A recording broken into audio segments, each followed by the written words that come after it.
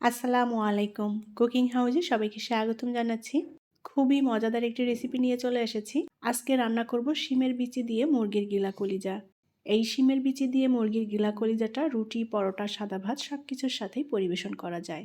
আমি খুবই সহজভাবে আজকের রেসিপিটি আপনাদের সাথে শেয়ার করেছি। আশা করছি আপনাদের ভালো লাগবে।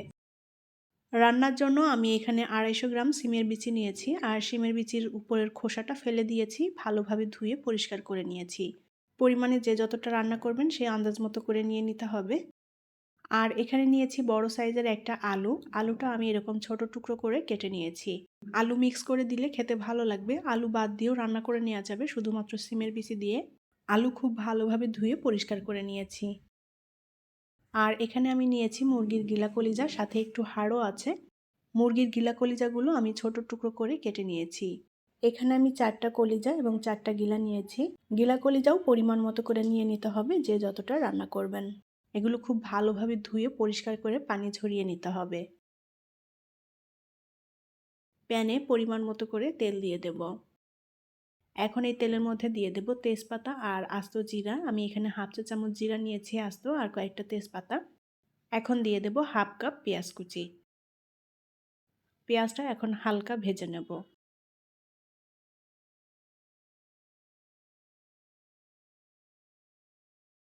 পেঁয়াজ আমি হালকা ভেজে নিয়েছি। এখন এর মধ্যে দিয়ে দেব 1 চা চামচ পরিমাণ আদা বাটা, 1 চা চামচ পরিমাণ রসুন বাটা। আদা রসুন বাটা দিয়ে একটু ভেজে নেব যাতে কাঁচা গন্ধ চলে যায়।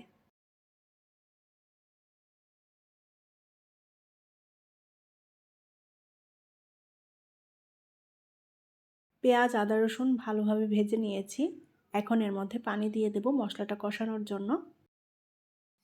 এবার গুঁড়া মশলা দিয়ে দেব। আমি এখানে 1.5 চা চামচ পরিমাণ নিয়েছি শুকনো মরিচের গুঁড়া, 1 চা চামচ নিয়েছি ধনিয়ার গুঁড়া, 1/2 চা চামচ হলুদ গুঁড়া। লবণ দিয়ে দেব স্বাদ মতো। মশলাটাকে সুন্দরভাবে কষিয়ে নিতে হবে।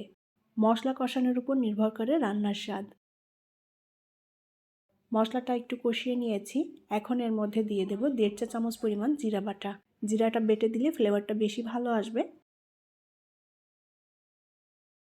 আর এখানে আমি 1 চা চামচ পরিমাণ নিয়েছি গরম মশলা বাটা। গরম মশলাটা বেটে দিচ্ছি। গরম মশলা বাটা আমি এখন সম্পূর্ণ দেব না, অল্প একটু দেব, বাকিটা পরে অ্যাড করব।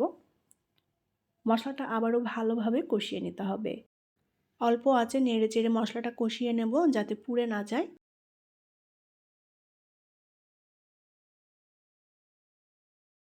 মশলাটা সুন্দর করে কষিয়ে নিয়েছি, আর মশলার উপরে তেলটাও ভেসে উঠেছে।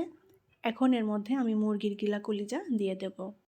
গিলা কলিজাগুলো আমি ছোট টুকরো করে নিয়েছি, তাড়াতাড়ি সেদ্ধ হয়ে যাবে। আর সিমের বিচির সাথে গিলা কলিজাটা একটু ছোট করে দিলে মিশে যাবে সুন্দর মতো। মশলার সাথে এখন গিলা কলিজাটাও কষিয়ে নেব। গিলা কলিজার পরিবর্তে এখানে মুরগির মাংস দিয়েও রান্না করে নেওয়া যায়। আর এই সিমের বিচিটা বিভিন্নভাবেই রান্না করা যায়, মাছ মাংস সব কিছুর সাথেই এই সিমের বিচি খেতে খুবই ভালো লাগে।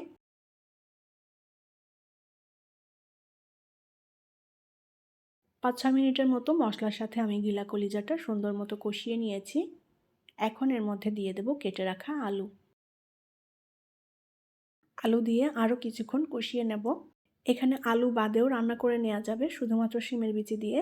শিমের বিচির সাথে একটু আলু যদি মিক্স করে দেওয়া হয় খেতে ভালো লাগবে।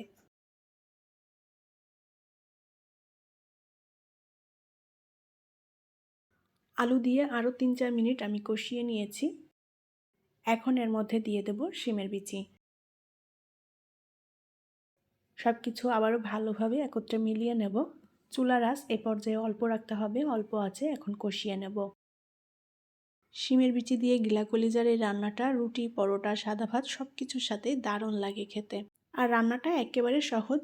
যারা নতুন রাঁধুনি বা ব্যাচেলার আছে তারা এভাবে রান্না করে নিতে পারেন। শিমের বিচি দিয়ে আরও 3-4 মিনিট আমি কষিয়ে নিয়েছি। এখন পরিমাণ মতো করে পানি দিয়ে দেব। আমি একটু ঝোলঝোল রাখবো সেভাবে পানিটা দিয়ে দিয়েছি।